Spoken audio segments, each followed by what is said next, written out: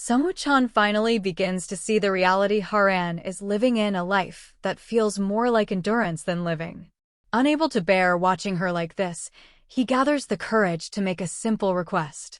He asks her to be his friend for just 3 months, hoping that during that time they might learn to enjoy life again, even a little. But Haran's heart is guarded by years of hurt. She refuses his offer without hesitation, unwilling to let anyone step into the fragile space she has built around herself. What she doesn't know is that Chan has known her for far longer than she realizes.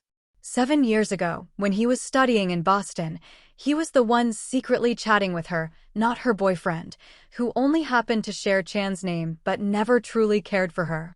Chan had stepped into those conversations quietly, never expecting how much she would come to mean to him. Back then, Chan himself was living a painfully lonely life. He had reached a point where he was ready to end everything. But a message from Haran distracted him at the exact moment he tried to harm himself, breaking his resolve. That single interruption saved him. From that day on, he chose to live differently, more gratefully, more brightly. While Chan slowly found warmth, Haran's world turned cold.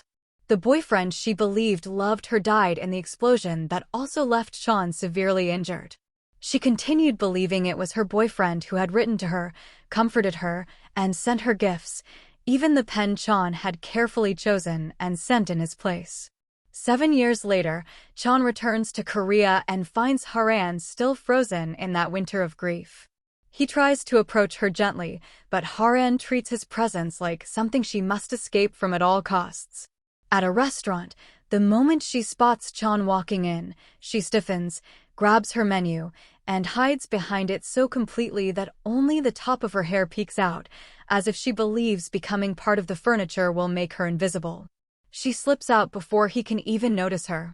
Another time, she sees him bringing coffee and instantly ducks behind a row of hanging clothes, crouching so seriously that she almost looks like she's playing hide-and-seek with fate itself.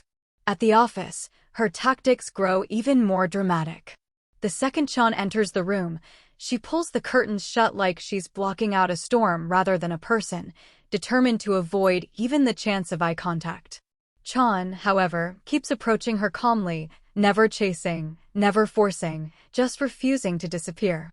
Finally, Haran's patience breaks.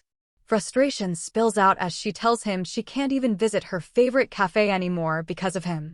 She says she can't live peacefully like this, and in her desperation, she asks her grandmother to remove her from the project they're working on together. Hearing this, Chan finally gives in. Quietly, he tells her he will leave the cafe where he's been staying, the very place she loves, choosing to step away rather than continue being the reason her world feels smaller. But fate has other plans. In the middle of their tense conversation, Haran steps backward without looking right into the path of an oncoming bike. Before she can react, Chan instinctively pulls her into his arms, shielding her from the impact. She's safe, but in the sudden movement, her wrist gets hurt. Seeing her in pain, Chan finally decides to stop pursuing her, choosing to give her the space she clearly needs. Yet something shifts inside Haran. Watching him step back so quietly, after protecting her without hesitation, she begins to feel a quiet guilt for pushing him away when he has only ever been kind to her. For the first time, the wall around her heart cracks just a little. She doesn't open up completely, not yet, but Chan's warmth lingers with her. And though this moment softens her, Chan still has a long way to go before he can truly reach her.